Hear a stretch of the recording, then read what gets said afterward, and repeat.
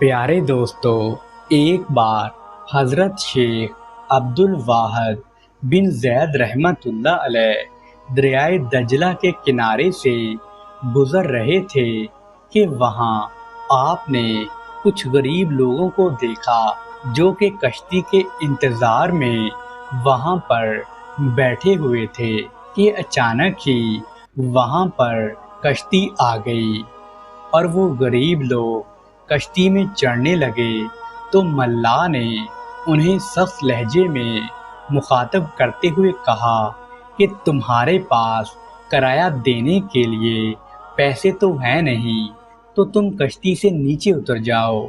ये सुनकर उन गरीबों के चेहरे उतर गए और वो सब के सब खाली जेब थे। उस इलाके में वो दूर दराज से मजदूरी करने आए थे, लेकिन जब उन गरीबों को वहाँ पे मजदूरी नहीं मिली और शाम सर पर आ गई तो वो लोग अपने घरों को वापस जाने लगे थे और कहने लगे कि ए मल्लाह, हमारे पास फूटी कोड़ी भी नहीं है, बस अल्लाह सुब्हाना व ताला के नाम पर हमें दरिया के पार उतार दो।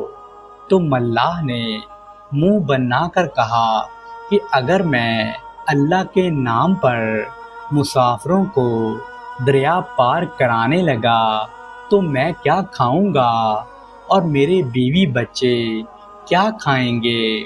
कोई और कश्ती ढूंढो, शायद वो तुम्हें अल्लाह के नाम पर ले जाए, लेकिन मैं ये हरगिज़ नहीं कर सकता। तो दोस्तों, हज़रत शेख अब्दुल वाहद बिन ज़ैद रहमतुल्लाह अलैह उस कश्ती के करीब ही खड़े हुए उस मल्लाह और गरीबों की गुफ्तगू सुन रहे थे। ये सब सुनकर आपको बहुत ज़्यादा तकलीफ़ पहुंच रही थी। आखिर जिन लोगों के पास किराया देने के लिए पैसे थे वो तो कश्ती में सवार हो गए और मल्लाह अपना मखसूस खुशी का गीत गाता हुआ कश्ती लेकर वहाँ से आगे बढ़ गया। तो हज़रत शेख अब्दुल वाहद उन गरीब लोगों के पास आए और वो सब के सब बिल्कुल उदास और परेशान बैठे हुए थे। आप रहमतुल्लाह अलैह ने उन्हें तसल्ली देते हुए फरमाया कि क्या हुआ, अगर एक कश्ती चली गई तो दूसरी आ जाएगी। तो हज़रत शेख अब्दुल वाहद बिन ज़ैद रहमतुल्लाह अलैह के तस्कीन आमेज़ कलमात सुनकर एक गरीब मुसाफिर ने कहा कि हुज़ूर, कश्तियाँ तो बहुत हैं, मगर उनके मालिक भी हमसे पैसे मांगेंगे जो कि हमारे पास नहीं हैं। तो आपने फरमाया कि चलो तुम सब लोग उस कश्ती में सवार हो जाओ जिसका मालिक किराया नहीं मांगता। दोस्तों, हज़रत शेख अब्दुल वाहद बिन ज़ैद रहमतुल्लाह अलैह ने जब ये कलमात मोहब्बत अमेज़ लहजे में अदा फरमाए तो आप रहमतुल्लाह अलैह की बात सुनकर सारे मुसाफिर खुशी में खड़े हो गए और पूछने लगे कि उस कश्ती का मालिक कहाँ रहता है, हमें उसका पता बता दीजिए, हमारा रोज़ का आना जाना है, तो शायद इस तरह से हमारा किराया ही बच जाएगा। तो हज़रत शेख अब्दुल वाहद बिन ज़ैद रहमतुल्लाह अलैह ने इंतहाई जज्बो सोज के आलम में इरशाद फरमाया कि वो मालिक तो हर जगह रहता है, मगर लोगों को ज़ाहिरी आँख से नज़र नहीं आता। ये फरमाकर आप रहमतुल्लाह अलैह पीछे को मुड़े और दरियाए दजला को मुखातब करते हुए कहने लगे कि ए दजला, इन गरीब मुसाफिरों को अल्लाह सुब्हाना व ताला के नाम पर रास्ता दे दे। तमाम मुसाफिर बड़ी हैरत से हज़रत शेख अब्दुल वाहद बिन ज़ैद रहमतुल्लाह अलैह के चेहरा मुबारक की तरफ देख रहे थे कि दूसरे ही लम्हे ان کی نظروں کے سامنے ایک ناقابل یقین منظر تھا۔ دریائے دجلہ جو کچھ دیر پہلے موجیں اور ٹھاٹھیں مار رہا تھا کہ اچانک سمٹنے لگا، پھر اس قدر سمٹ گیا کہ اس میں ٹخنے کے برابر پانی رہ گیا۔ تو شیخ عبد الواحد رحمت اللہ علیہ نے غریب مسافروں کو مخاطب کرتے ہوئے فرمایا کہ اب تم بے خوف و خطر اس دریا میں اتر جاؤ اور دریا کو پار کر لو۔ دوستو، یہ کہہ کر حضرت شیخ عبد الواحد رحمت اللہ علیہ وہاں سے تشریف لے گئے اور تمام مسافر شدید حیرت اور سکوت کے عالم میں اس مرد خدا کو جاتے ہوئے دیکھ رہے تھے، جس کی زبان مبارک سے ادا ہونے والے چند الفاظ نے دریائے دجلہ کی حالت ہی بدل ڈالی تھی۔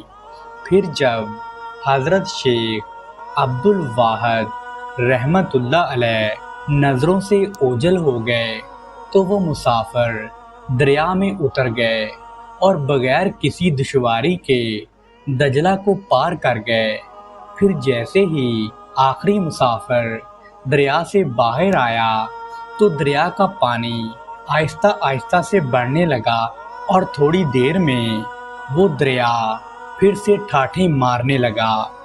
دوستو، اس سے زیادہ حیرت انگیز منظر وہ تھا جب یہ غریب لوگ اپنے گھروں کو پہنچے تو ان کی بیویاں ان کے لیے طرح طرح کے کھانے پکا رہی تھی، حالانکہ آج کسی بھی مزدور کو مزدوری نہیں ملی تھی اور ہر شخص اپنی جگہ سوچ رہا تھا کہ آج تو سوکھی روٹی ہی کھانا پڑے گی یا پھر فاقہ کرنا پڑے گا۔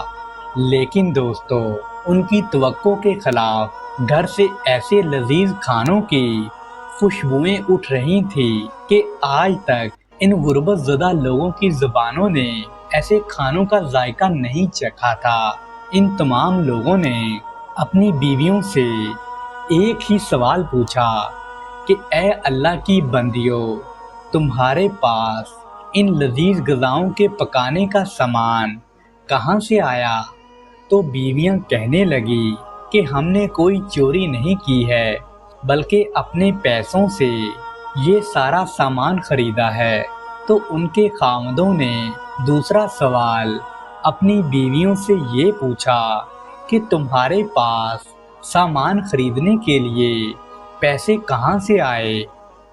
تو ان تمام بیویوں نے اپنے شوہروں کو ایک ہی جواب دیا کہ اچانک دروازے پر دستک ہوئی، تو جب ان لوگوں نے دروازہ کھولا تو ایک بزرگ صورت انسان کھڑا نظر آیا۔ میں نے اسے سوالی سمجھ کر کہا کہ بابا معاف کرو، میرے شوہر مزدوری کرنے گئے ہیں، اس وقت تو تمہیں دینے کے لیے میرے پاس کچھ بھی نہیں ہے۔ تو اس بزرگ آدمی نے میری طرف ایک تھیلی بڑھائی اور آہستہ سے بولا کہ میں کچھ لینے نہیں آیا ہوں، بلکہ میں کچھ دینے آیا ہوں، اسے رکھ لو۔ جب تمہارا شوہر شام کو کام سے واپس آئے اور تم سے اس کے بارے میں پوچھے تو بتا دینا کہ حضرت شیخ عبد الواحد رحمت اللہ علیہ کے دوستوں میں سے ایک فقیر آیا تھا اور وہ یہ تھیلی دے کر چلا گیا ہے، اور اسے یہ بھی کہہ دینا کہ آئندہ اللہ کے نام پر اللہ سبحانہ و تعالیٰ سے ہی مانگنا، بلکہ کسی بھی بندے سے سوال نہ کرنا، نہ اس کے سامنے جھولی پھیلانا۔ یہ کہہ کر وہ شخص وہاں سے غائب ہو گیا۔ تو پھر ہم نے اپنی تھیلیاں کھول کر دیکھیں تو وہ اشرفیوں سے بھری ہوئی تھیں۔ یہ سن کر وہ تمام خاوند حیرت زدہ رہ گئے اور انہوں نے اپنی بیویوں کو اپنے ساتھ ہونے والا واقعہ بھی پورا سنا دیا کہ کیسے دریائے دجلہ نے انہیں راستہ دیا تھا اور ان لوگوں نے بغیر کشتی کے دریا پار کیا تھا۔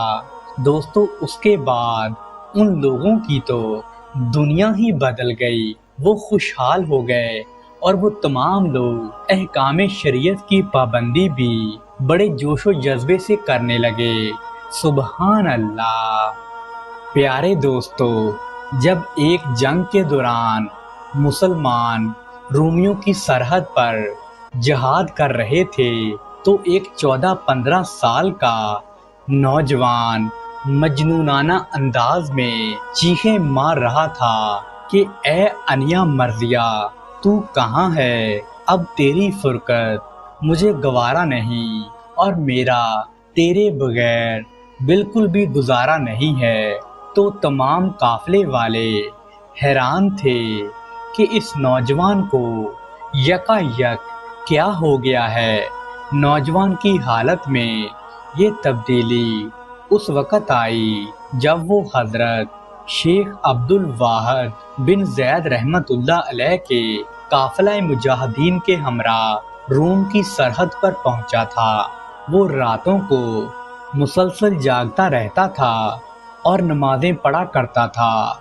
وہ نوجوان دن کو روزے رکھتا اور رفقا اور ان کی سواریوں کی خدمت کرتا تھا۔ سرحد پر پہنچنے کے بعد ایک رات اس پر غنودگی طاری ہو گئی اور اسے بہت گہری نیند آ گئی۔ تو اس نے خواب دیکھا کہ خواب میں دیکھتا ہے کہ ایک آدمی اس کے پاس آیا اور اس نے کہا کہ انیا مرضیہ تیرا انتظار کر رہی ہے اور وہ تجھ سے ملنا چاہتی ہے، چلو تمہیں میں اس کے پاس لے چلوں۔ تو وہ آدمی اس نوجوان کو لے کر ایک خوبصورت باغ میں داخل ہوا جہاں صاف اور شفاف نہریں جاری تھیں۔ نہروں کے کنارے حسین و جمیل لڑکیاں زیور اور لباس سے آراستہ تھیں۔ ان لڑکیوں نے جب اس نوجوان کو دیکھا تو آپس میں سرگوشی کرنے لگی کہ یہ انیا مرضیہ کا شوہر ہے۔ تو نوجوان نے پوچھا کہ تم میں سے انیا مرضیہ کون ہے؟ تو جواب ملا کہ ہم سب تو اس کی کنیزیں ہیں۔ یہ سن کر وہ نوجوان لڑکا آگے بڑھ گیا تو پہلے باغ سے بھی زیادہ ایک اور خوبصورت باغ ملا جہاں دودھ کی نہریں جاری تھیں۔ وہاں بھی پہلی عورتوں سے زیادہ حسین و جمیل لڑکیاں بیٹھی ہوئی تھیں۔ تو اس نوجوان کو دیکھ کر انہوں نے پھر سے کہنا شروع کر دیا کہ یہ انیا مرضیہ کا شوہر ہے۔ تو اس نوجوان نے ان خوبصورت لڑکیوں سے بھی یہی پوچھا کہ انیا مرضیہ کون ہے اور وہ مجھے کہاں ملے گی؟ تو ان عورتوں نے بھی وہی بات کہی کہ ہم سب تو اس کی خادمائیں ہیں۔ آپ تھوڑا سا اور آگے تشریف لے جائیں۔ یہ سن کر وہ نوجوان آگے بڑھا تو اسے تیسرا باغ نظر آیا۔ اس باغ کی تزئین دونوں باغوں سے زیادہ تھی اور اس باغ میں شہد کی نہریں بہہ رہی تھیں اور خوبصورت دوشیزاؤں کی جماعت بھی موجود تھی جن کے حسن و جمال گزشتہ دونوں باغ والیوں سے بہت زیادہ تھے۔ انہوں نے بھی نوجوان کا اسی طرح سے استقبال کیا اور کہا کہ اے اللہ کے ولی، ہم سب بھی انیا مرضیہ کی خادمہ ہیں، آپ آگے تشریف لے جائیں۔ پیارے دوستو، اس کے بعد وہ نوجوان آگے بڑھ گیا تو اسے سفید موتیوں کا ایک محل نظر آیا اور ایک مہدش اس کے دروازے پر خدمت کا کام سر انجام دے رہی تھی۔ وہ ایسے لباس اور زیورات سے مزین تھی جس کا آج تک اس نوجوان نے کبھی خوابوں میں بھی نہیں سوچا تھا۔ جب اس دربان خادمہ نے اس نوجوان کو آتے ہوئے دیکھا تو باادب طریقے سے اس کا استقبال کیا اور خیمہ کے اندر جا کر انیا مرضیہ کو اس نوجوان کی خبر دی۔ اس کے بعد وہ نوجوان خیمہ کے اندر داخل ہوا تو اس نے دیکھا کہ سونے کا ایک بہت بڑا تخت بچھا ہوا ہے اور اس کے اوپر ایک حسین و جمیل ملکہ بیٹھی ہوئی ہیں۔ نوجوان اسے دیکھتے ہی بہت زیادہ متاثر ہو گیا۔ اس ملکہ نے اس نوجوان کا استقبال کیا اور کہا کہ مرحبا اے اللہ کے ولی، ہمارے پاس آپ کی آمد کا وقت بہت قریب ہے۔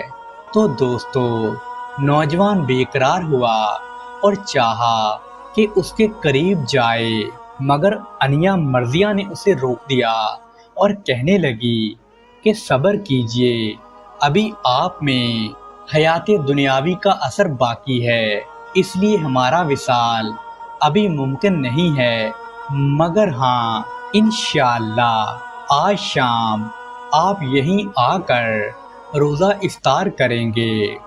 دوستو، یہ خواب دیکھ کر وہ نوجوان خواب سے بیدار ہوا تو اس کی حالت مکمل طور پر بدل چکی تھی۔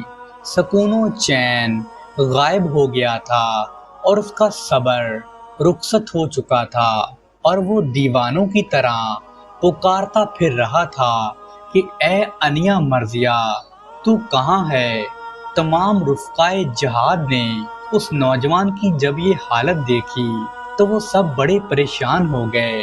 دوستو، یہ وہی نوجوان تھا جو ایک دن حضرت شیخ عبد الواحد بن زید رحمت اللہ علیہ کے رفقا کے ہمراہ جہاد کی تیاری میں آپ کے ساتھ آیا تھا اور آپ نے جہاد کے فضائل کے بارے میں قرآن مجید کی کچھ آیتوں کی تلاوت فرمائی تھی، جن میں سے ایک آیت کا ترجمہ کچھ یوں ہے کہ بے شک اللہ سبحانہ و تعالیٰ نے مومنوں کی جان اور مال کو خرید لیا ہے اس قیمت پر کہ ان کے لیے جنت تیار کی گئی ہے۔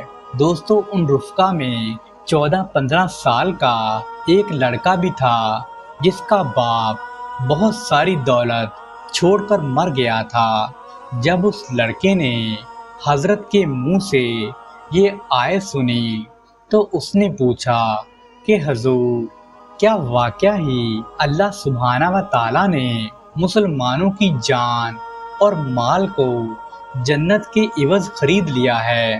تو حضرت شیخ عبد الواحد رحمت اللہ علیہ نے فرمایا کہ بے شک اللہ سبحانہ و تعالیٰ نے مومنوں کی جان کو خرید لیا ہے۔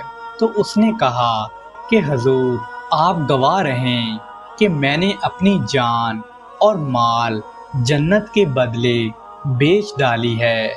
تو شیخ نے پہلے تو اسے سمجھانے کی کوشش کی کہ اس راستے میں بہت سی تکالیف ہیں، مگر اس لڑکے نے آپ کی ایک بھی بات نہیں مانی اور سامان جہاد کے سوا اپنا تمام مال و دولت اللہ سبحانہ و تعالیٰ کی راہ میں خرچ کر ڈالا اور حضرت شیخ اور ان کی رفقا کی فوج کے ہمراہ روم کی سرحد کی جانب چل پڑا۔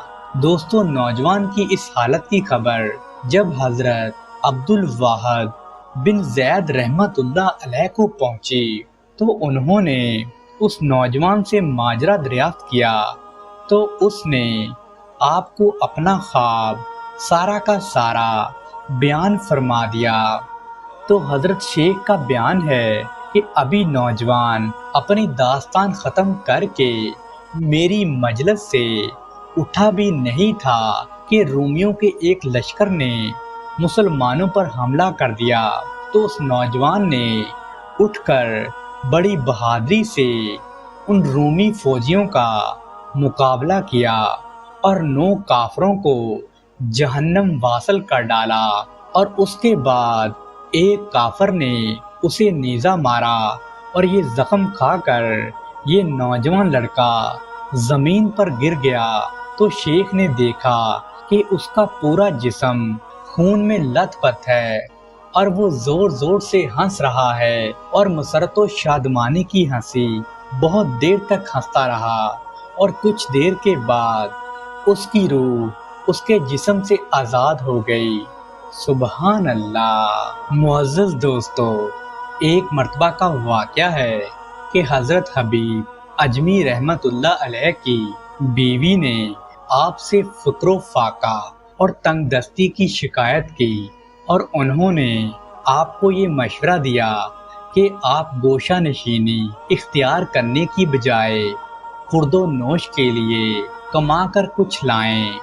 تو حضرت حبیب اجمی رحمت اللہ علیہ نے اپنی بیوی کا مشورہ سن کر یہ بات فرمائی کہ اے اللہ کی بندی، تو بالکل فکر نہ کرو، میں صبح ہی مزدوری پر جاؤں گا اور تمہارے لیے کافی کمائی کر کے لاؤں گا۔ تو دوستو، چنانچہ جب دوسرا دن ہوا تو آپ رحمت اللہ علیہ جنگل کی طرف نکل گئے اور ایک کونے میں بیٹھ کر اللہ سبحانہ و تعالیٰ کی عبادت میں مشغول ہو گئے۔ آپ رحمت اللہ علیہ نے سارا دن اللہ سبحانہ و تعالیٰ کی یاد میں گزار دیا، اور جب شام ہوئی تو آپ اپنے گھر کی طرف واپس لوٹ آئے۔ تو آپ کی بیوی نے آپ سے جب مزدوری طلب کی تو آپ رحمت اللہ علیہ نے اپنی بیوی سے ارشاد فرمایا کہ میں نے آج جس کے ہاں مزدوری کی ہے اس نے معاوضہ نقد ادا نہیں کیا، لیکن تم بالکل بھی فکر نہ کرو، میں کل جاؤں گا اور اپنا معاوضہ لے کر آؤں گا، کیونکہ جس کے ہاں میں نے مزدوری کی ہے وہ ایسا سخی ہے کہ بغیر مزدوری مانگے بھی دے دیا کرتا ہے۔ چنانچہ جب اگلا دن ہوا تو حضرت حبیب اجمی رحمت اللہ علیہ پھر جنگل میں جا کر سارا دن اللہ سبحانہ و تعالیٰ کی عبادت کرتے رہے، اور رات کو جب گھر واپس آئے تو آپ رحمت اللہ علیہ کی اہلیہ نے پھر سے مزدوری کا تقاضا کیا، تو آپ نے ارشاد فرمایا کہ اے اللہ کی بندی، تو فکر نہ کر، میں اس سے اکٹھی مزدوری لے لوں گا، کیونکہ مجھے ہر روز اس سے مزدوری طلب کرنے میں شرم و جھجک محسوس ہوتی ہے۔ اب میں 10 دنوں کے بعد ہی اس سے مزدوری طلب کروں گا۔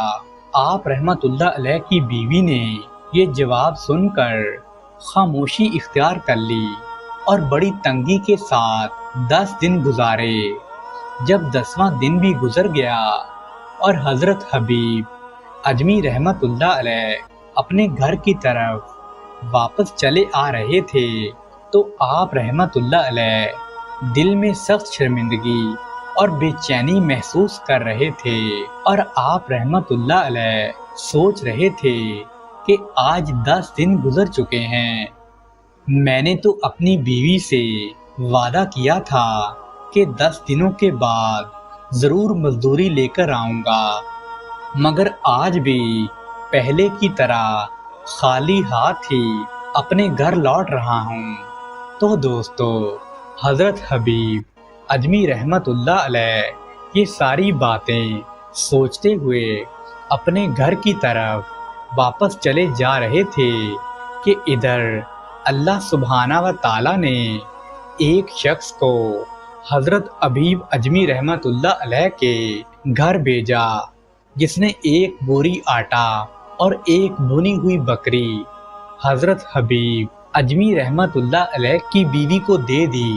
اس شخص کے جاتے ہی ایک دوسرا شخص آیا تو اس نے شہد اور گھی کا ایک مشکیزہ دے دیا، اور پھر تیسرا شخص آیا تو اس آدمی نے 30,000 دینار کی ایک تھیلی دیتے ہوئے کہا کہ آپ کے شوہر جس کے ہاں مزدوری کرتے ہیں یہ ساری چیزیں اسی نے بھیجی ہیں، اور ساتھ ہی یہ پیغام بھی دیا ہے کہ اب آپ حبیب رحمت اللہ علیہ کو کہہ دیں کہ اگر وہ زیادہ محنت سے کام کریں گے تو ان کو مزدوری اس سے بھی زیادہ ملے گی۔ دوستو، رات کا وقت تھا۔ حضرت حبیب اجمی रहमत उल्लाह अलैह बड़ी शर्मिंदगी के आलम में खाली हाथ अपने घर के दरवाजे पर आए तो आपकी समझ में कुछ नहीं आ रहा था कि आप अपनी बीवी के साथ आज क्या बहाना करेंगे और उसे किस तरह मुतमन करेंगे। लेकिन जब आप रहमतुल्लाह अलैह घर में दाखिल हुए तो आपके घर से इंतहाई लजीज किस्म के खानों की खुशबुएं आ रही थी। आपके बात करने से पहले ही आपकी बीवी खुशी और मुसरत का इजहार करते हुए आपके सामने आई और कहने लगी कि आप जिसके यहाँ मजदूरी करते हैं वो शख्स तो बहुत ही ज़्यादा सखी है और उसने ये सब चीज़ें और ये सारी रकम हमें भेजी है और साथ में ये पैगाम भी पहुंचाया है कि अगर और मेहनत से काम करोगे तो इससे भी ज़्यादा मजदूरी मिलेगी। दोस्तों, हज़रत हबीब अजमी रहमतुल्लाह अलैह ने जब ये सुना तो आप रहमतुल्लाह अलैह के दिल पर रिक्कत तारी हो गई और आप रहमतुल्लाह अलैह अल्लाह सुब्हाना व ताला की इबादत में शब व रोज़ मशगूल हो गए। सुभान अल्लाह। प्यारे दोस्तों, हज़रत अब्दुल वाहिद बिन ज़ैद रहमतुल्लाह अलैह ने एक मर्तबा फरमाया कि हम लोग एक मर्तबा एक कश्ती में सवार होकर कहीं जा रहे थे कि हवा की गर्दिश ने हमारी कश्ती को एक जजीरे में पहुंचा दिया। हमने वहां आदमी को देखा कि वो कुफर में मुब्तला है और वो एक बुत की पूजा कर रहा है। हमने उससे पूछा कि तुम किसकी पूजा करते हो? तो उसने अपने बुत की तरफ इशारा करते हुए कहा कि ये मेरा माबूद है। तो हमने उससे कहा कि तेरा माबूद खुद तेरा बनाया हुआ कैसे हो सकता है? और हमारा माबूद तो वो है जिसने हर एक शय को बनाया है। ये जो तूने अपने हाथ से बुत बनाया है ये पूजने के लायक तो बिल्कुल भी नहीं है। तो वो बुत परस्त आदमी कहने लगा, अच्छा बताओ तुम लोग किसकी पूजा करते हो? तो हमने उससे कहा कि हम उस पाक ज़ात की इबादत करते हैं जिसका अर्श आसमान के ऊपर है और उसकी ज़मीन पर पूरी गिरफ्त है। उसकी अजमत और बड़ाई सबसे बालातर है। तो वो बुत परस्त कहने लगा कि तुम्हें उस पाक ज़ात का इल्म किस तरह हुआ? तो हमने उससे कहा कि उसने अपने एक बंदे हजूर नबी करीम सल्लल्लाहु अलैहि वसल्लम को नबी बनाकर हमारे पास भेजा जो बहुत ही करीम और शरीफ इंसान थे। उस रसूल सल्लल्लाहु अलैहि वसल्लम ने हमें ये सारी बातें सिखाई हैं।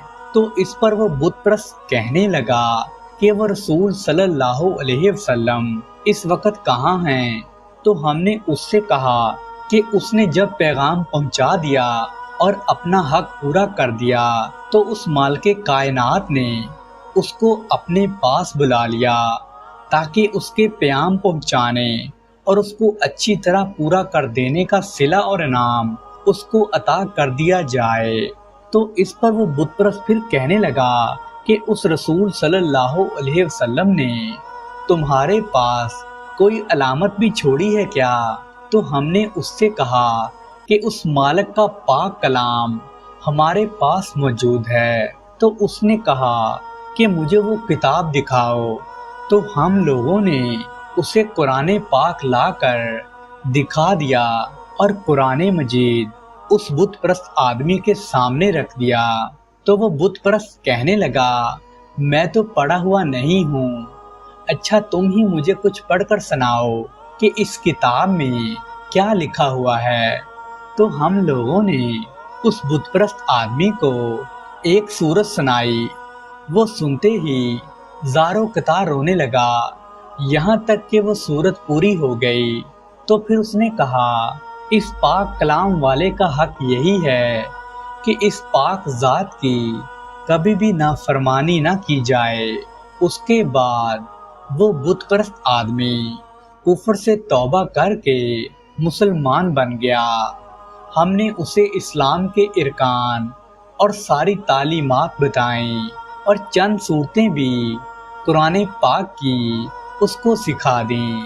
دوستو، جب رات ہوئی ہم لوگ عشاء کی نماز پڑھ کر سونے لگے تو اس نے ہم سے پوچھا کہ کیا تمہارا معبود جس کو تم خدا کہتے ہو وہ رات کو سوتا ہے کیا؟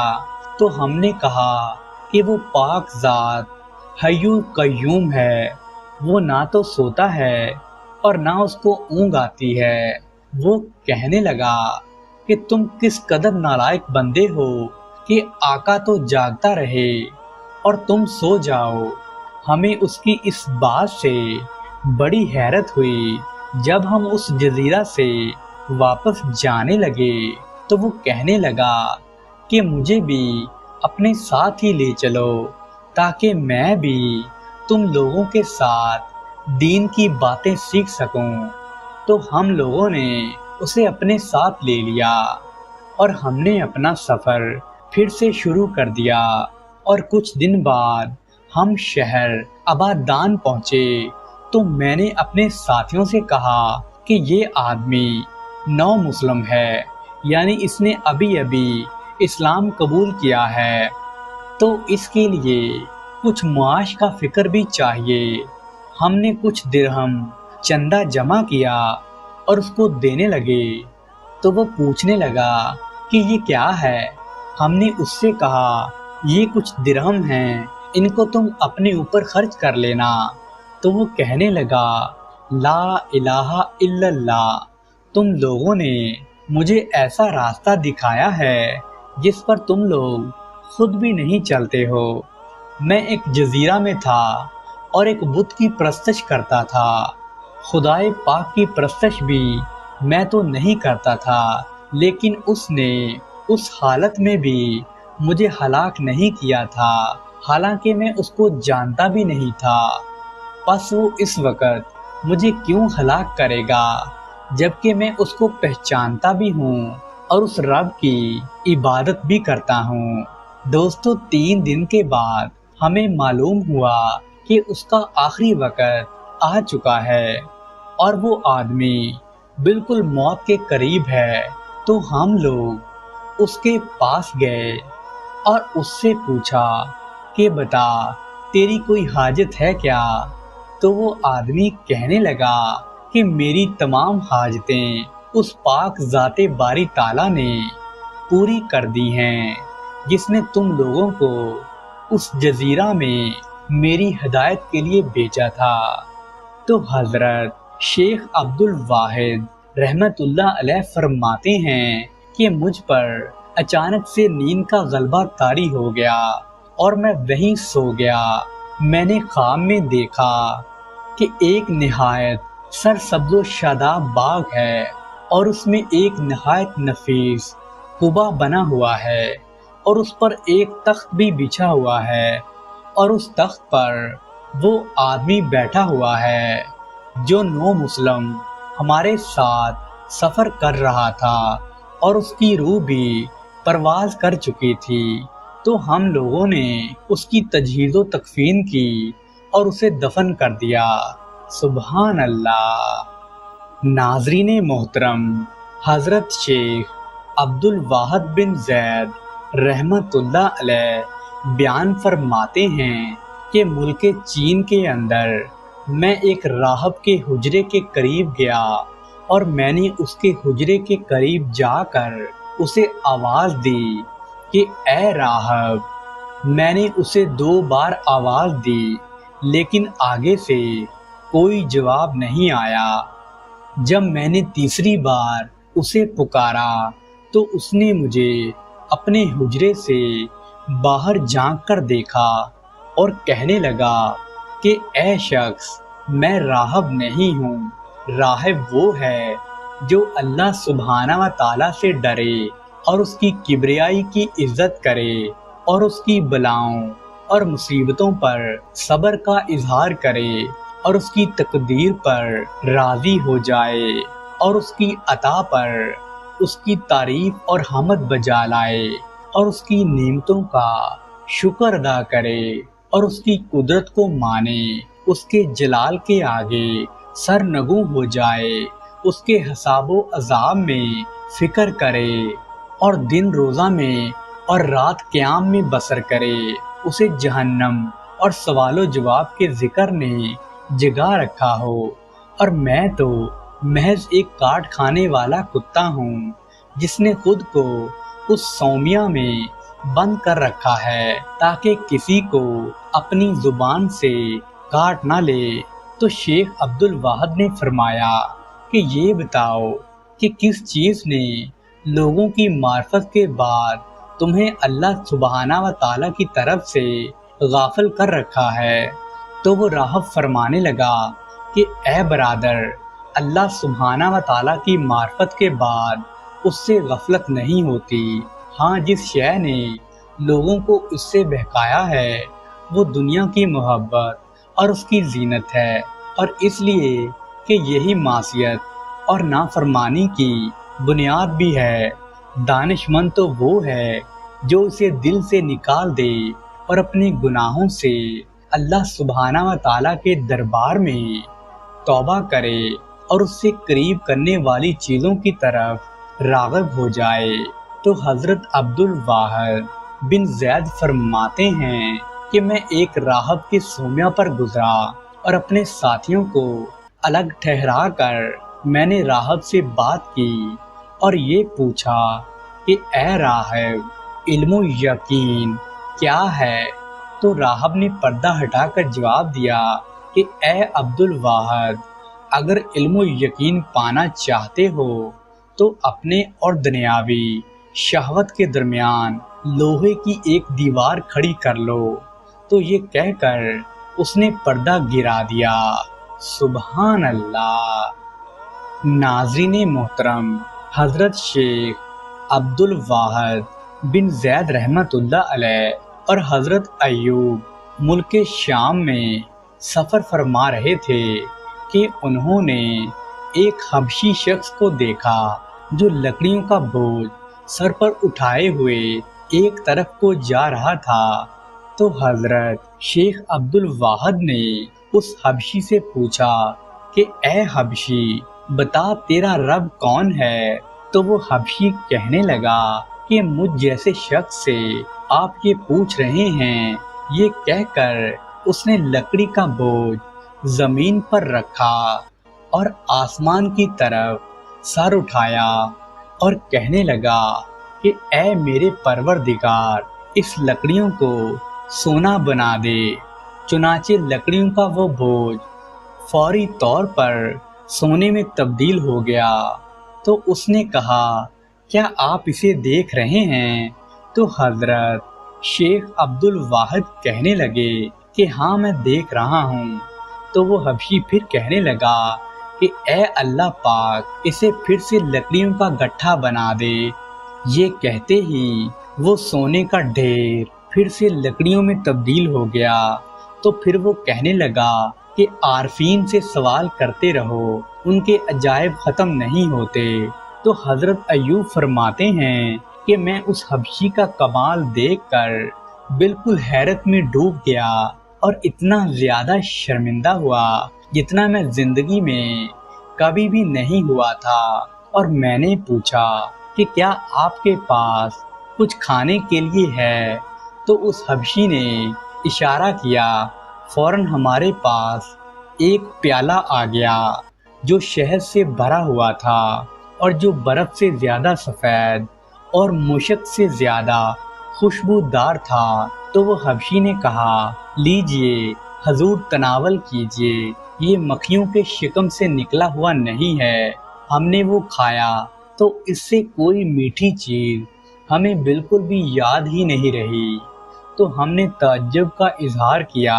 تو وہ حبشی پھر کہنے لگا کہ ایسی کرامتوں پر تعجب کرنے والا عارف کبھی نہیں ہو سکتا، اور جو متعجب ہو جان لو کہ وہ اللہ سبحانہ و تعالیٰ سے دور ہے، اور جو شخص کرامتیں دیکھ کر اللہ کی عبادت کرتا ہے وہ اللہ سے ناواقف ہے۔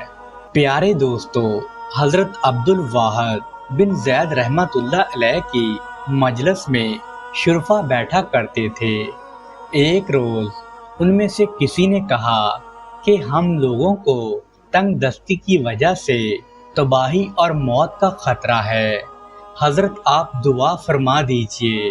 تو آپ رحمت اللہ علیہ نے آسمان کی جانب نگاہ اٹھائی اور ہاتھ اٹھا کر اللہ سبحانہ و تعالیٰ سے دعا مانگنے لگے کہ اے اللہ سبحانہ و تعالیٰ، میں تجھ سے سوال کرتا ہوں تیرے اس اسم رفیع کے وسیلے سے جسے تو نے مخصوص اولیاء میں سے جسے چاہتا ہے نوازتا ہے، اور وہ نام اپنے برگزیدہ بندے کے دل میں الہام فرما دیتا ہے، تو اسی وقت ہمیں ایسا رزق عطا فرما جس سے شیطانی خیالات میرے اور میرے دوستوں کے پاس سے دور ہو جائیں۔